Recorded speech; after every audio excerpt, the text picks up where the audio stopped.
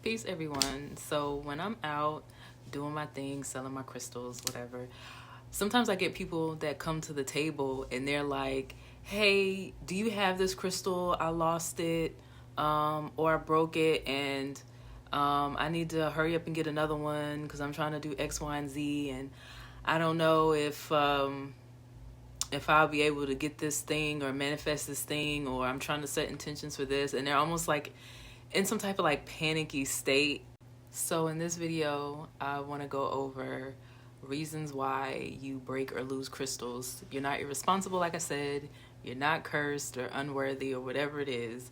I want to clear up that anxiety and that confusion that I see when people approach my table or when I get emails about, oh, I lost this crystal. Do you have another one? How does that work? Blah, blah, blah.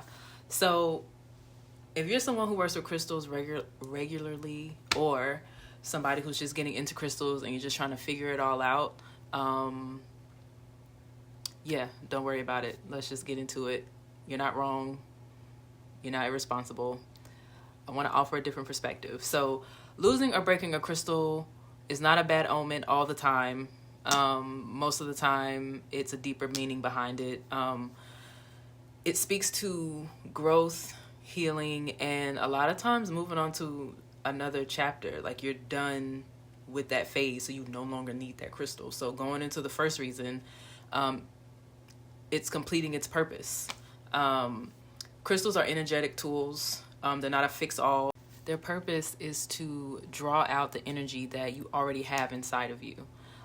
They absorb, amplify, and help direct energy in our lives. So it only aids in solving our problems the same way you use a pencil to take a test. The pencil is not the problem solver. It's just aiding you in solving the problem. So when a crystal breaks or becomes lost, it's simply done what it needs to do. It's complete with the work for you. So if you think of it as like crystals walk along with us for a season, they help guide us through grief, transition, healing, spiritual awakening. And when their job is done, they move on, they break. And actually they're saying, you know, we're done now. We're done with you now. Crystals are alive like we are. So they're alongside us, like I said, and they're helping us and aiding us in the things that we need to do the same way if you do ancestor work and your ancestors are walking with you and aiding you. It's that same aspect. So number two will be energy overload. So crystals are like sponges. They soak up what we're releasing, what they're protecting us from, when they're protecting us from negativity, just other energies in general, and emotional clutter, anything that we're going through. If a crystal breaks suddenly, especially during like a stressful time in your life, an emotional time, it might have absorbed too much. And while it might feel dramatic, it's not a sign of punishment. It's actually a form of protection. The crystal has shielded you from a discharge of energy, and that's why it's breaking. And on the other side of that, if you do not cleanse it regularly, keeping crystals in sunlight and clearing smoke by using crystal tools, it keeps it working sufficiently. So if you're not smudging it, that can also cause it to break as well. If a crystal is broken or lost, reason number three, it's a signal of transformation. A broken crystal can be symbolic of an internal or external changes you're going through. It reflects you're not the same person anymore. When you first picked it up, losing it completely can be a way of guiding you through a transformation. When I used to work at this job I hated in the office, I had a black obsidian necklace and I lost it for a couple of months. And within that time, management got worse. The effects of me wanting to leave doubled. Like I was looking for jobs, filling out 5 to 8 a day. I was taking extra classes so I can get a management position. I was doing whatever I could. I was asking around, doing whatever I could to get out of that job.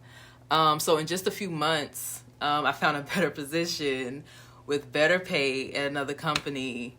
More weeks passed and I ended up finding my black obsidian crystal again. If I had not lost it, I might have still been there, still being stuck or too comfortable to move without getting something better. Or if I would have started looking for something, I could have missed out on the opportunity that I got after that. So losing or breaking a crystal is new beginnings and resonance. So when we're deeply connected to a crystal, when we're with a crystal for a while, it reflects a part of us, part of whatever we need to be healed, our shadow work, intentions that we are setting for it. So when it suddenly breaks or disappears, that means you have energetically shifted.